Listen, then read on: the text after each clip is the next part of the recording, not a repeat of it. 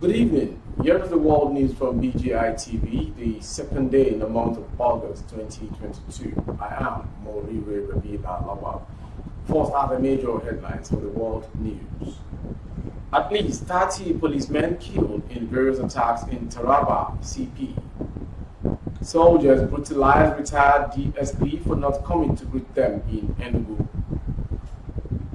Also, soldiers embark on revenge attack, dislodge bandits from Abuja forests.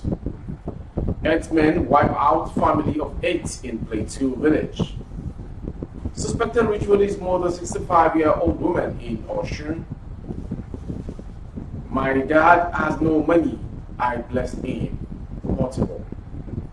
And on foreign story, Al-Qaeda leader Ayman al-Zawahiri killed in Afghanistan, Biden says. And on sports story, Ghana can't stop home-based Eagles from qualifying for 2023 CHAN. A player is speaking.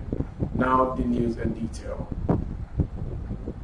The Taraba State Police Command says at least 30 of its personnel have been killed in various bandit attacks in the states. The Commissioner of Police in the state, Abimbola Shokoya, disclosed this during an interview with TVC News. He said they were mostly killed in Takum and Uza crisis. And there is a video to show, but before then, in southern Taraba State, an altercation between Fulani herders and Mpùt farmers has devolved into a full-fledged war. The crisis has claimed over 250 lives, destroyed property worth millions of naira, and left 25 villages desolate. This crisis has also resulted in the infiltration of the state by Fulani herders and marauders who have taken over the first in the southern senatorial district, killing innocent citizens as they please. A video altercation between Fulani herders and Mpùt farmers has now degenerated into a full-blown war in southern Taraba state. The crisis have claimed over 250 lives, with property worth several millions of naira destroyed and 25 villages deserted. This crisis had also resulted in the infiltration of the state by Fulani marauders, who have taken over the forest in the southern senatorial district, killing innocent citizens at will. Actually, over 3 months ago, we have received massive and aggressive attacks from Fulani and stroke bandits. In fact, they have cleared over 30 villages. The State Police Command is counting its losses as many of its personnel have been cut down in the battle to restore peace in the troubled areas. We lost some of our men, like 30 in Takum. We lost one of our own men there when there was an attack, and eventually military suffered greater losses than us. The member representing Takum 1 constituency in the State House of Assembly. A retired deputy superintendent of police has narrated how he was assaulted by Nigerian soldiers in Enugu. According to Punch, Lawrence Mama, who is the President General of Mpùt Town Union in Igbo Eze North local government area of Enugu State, Lawrence Mama said he was assaulted for not coming to greet the soldiers and refused to name members of the indigenous people of Biafra in his community. Mama, who was a former divisional crime officer in the Nkanu area of the state and currently an administrative officer in the Igbo North Central Neighborhood Watch, has been hospitalized following injuries he sustained from the soldiers' assault, which took place on Monday, July 25th, 2022 in the area. The Punch gathered on Monday that the soldiers who were deployed in the area following the alleged activities of unknown gunmen in both Igbo North and South local government areas of the state were staying in the same estate as the retired police officer. It was learned that the commander of the troops, an army major, had invited the retired officer, who queried why he hasn't come to greet him since he arrived. The major subsequently asked him the names of members of the indigenous people of Biafra and Eastern Security Network operating in the area or risk being killed. Speaking to journalists at his hospital bed in Enugu, Mama said, "I went out with my wife in the evening of the fateful day and came back to the Shehu Shagari low-cost housing estate where I am living and decided to go and have a shower. However, on reaching the major's office, the man backed at me saying I had been in their midst without coming to introduce myself to him. Before I made attempt to explain myself, he accused me of knowing the names of all the IPOB and ECN people operating in the local government without giving in their names so that they would go and finish them. Still on soldiers. Following the dreaded attacks on Presidential Guard Brigade by notorious bandits, troops of the Nigerian Army have successfully embarked on rampage attacks on bandit terrorizing parts of the federal capital city of Abuja. As confirmed by Sun News, the operation was jointly supported by the Nigerian Air Force and other sister agencies. It was a vengeful atmosphere as they navigated the rough terrain of the neighboring forest to comb and dislodge criminal elements hiding in there. Bandits are known to make use of the thick neighboring forest as hideouts in order to effectively conduct their nefarious activities and attack distant communities. As the result of wanton attacks by these criminals, the Nigerian Army prepared special operation to dislodge the criminals and restore stability.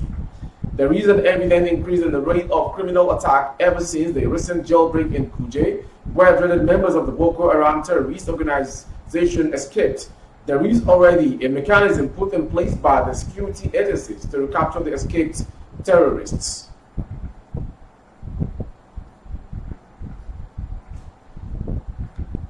Still on the world news, gunmen suspected to be Fulani herdsmen on Sunday night wiped out the family of 8 persons in Chol village of Gwang district in Jos South local government area of Plateau State. The incident, which occurred at about 7 p.m., also inflicted gunshot injuries and machete cuts on women and children who are receiving medical treatment at Vom Christian Hospital. It was learned that the family was preparing to go to bed at about 7:30 p.m. when the gunmen invaded the house and wiped the entire family.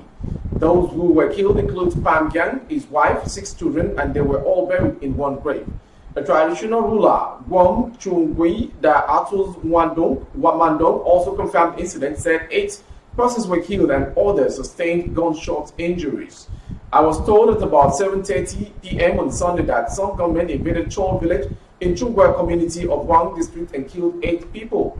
Those injured were taken to Vom Christian Hospital. We don't know why they attacked because my people have been living peaceful. We are working with the local government chairman to find out those who carry out the attack, and we call on security to protect our people and bring the perpetrators to book, he said. The public safety secretary of the Barrel Youth Marauders Association, BYM, Ruan Tengwang, confirmed the attack and said 7 people were killed and those injured are receiving treatment in the hospital. He called in the security agencies to safeguard the vulnerable communities for further invasion and arrest the perpetrators to give justice.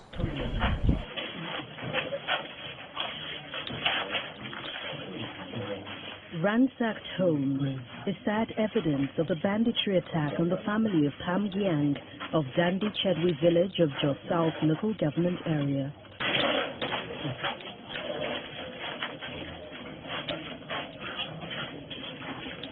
"24 hours later, relatives and extended family members gather in groups, wearing long faces, discussing the bitter experience. It's one attack too many, as 8 members of the Pam Gyang family were brutally murdered by the bandits.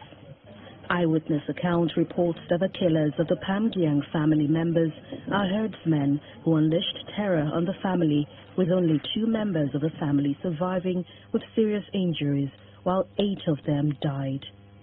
A lawmaker representing the village in the National Assembly could not believe the level of destruction in the overnight attack. Intelligence number 1. There was notice that these people were likely attacking the community. Number 2. Movements were seen that they were leaving the area so that the community will be vulnerable, and even if any attack will happen, there will be collateral damage from their own side. Intelligence. Nothing happened. People are sleeping and they will be attacked to an extent that an 8-month child's hand was amputated, barbaric, and you call these people that you should still stay within the same community with them. that even in the ancient war,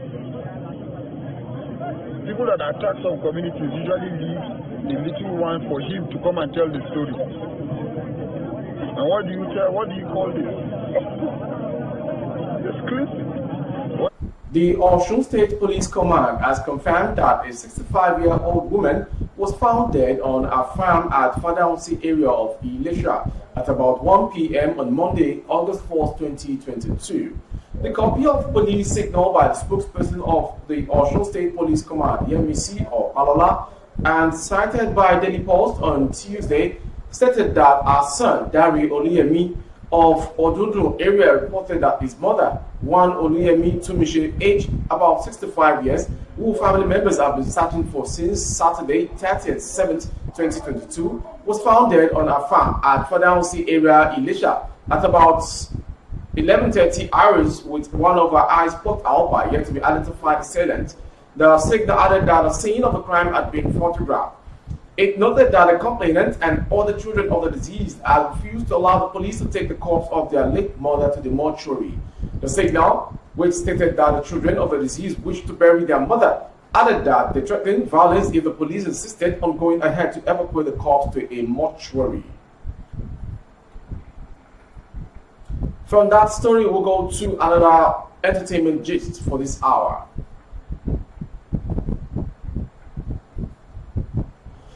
Nigerian musician Abib Okikiola, popularly known as Portable, has said in a video he posted on the ground saying that his father doesn't have money and that he is the one who blessed his father. From the fortune of the singer so far, who happens to be the Zazu crooner ever since, has been going viral with videos and short skits above, claiming he made his father a millionaire since he became famous in the musical Nigerian industry. And from there we go to foreign story.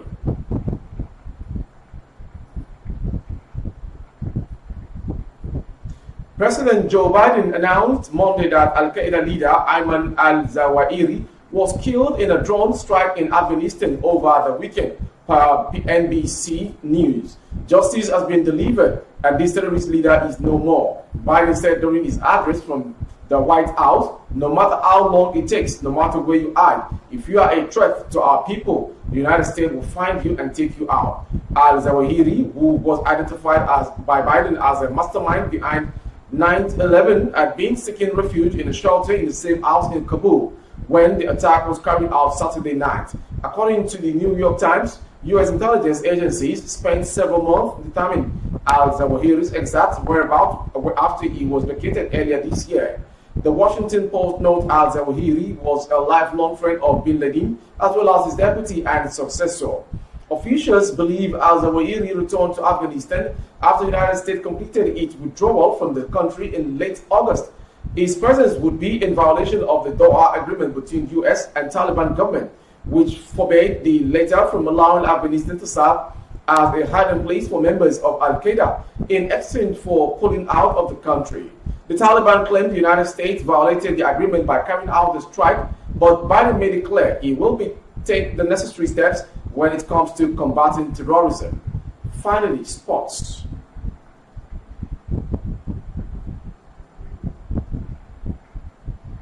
Former Kwara United coach Samson Unaele has revealed that Ghana can stop the home-based Super Eagles from qualifying for the 2023 African Nations Championship CHAN. In a chat with CompleteSports.com, Unaele stated that the pool of talent in the Nigeria Football Professional League (NPFL) are capable of holding their own in Africa. I'm confident the home-based Super Eagles players are good enough to overcome their arch rival in what looks like a tough challenge. Unaele told CompleteSports.com. I expect the Nigerian coach to have done enough analysis on the Ghanaian team in order to know their strengths and weaknesses. This is a game that may determine the fate of some of the players in terms of progressing to the main Super Eagles. That completes the world news from BGI TV this hour. But before we go, some major headlines of the news. At least 30 policemen killed in various attacks in Taraba, CP. Soldiers brutalized retired DSP for not coming to greet him in Enugu. Soldiers embark on revenge attack, dislodge bandit from Abuja forest. And we're also brought to you from the sports angle. Ghana can't stop home-based Super Eagles from qualifying for 2023 CHAN. For more updates on YouTube, the handle is Babagede Imo TV.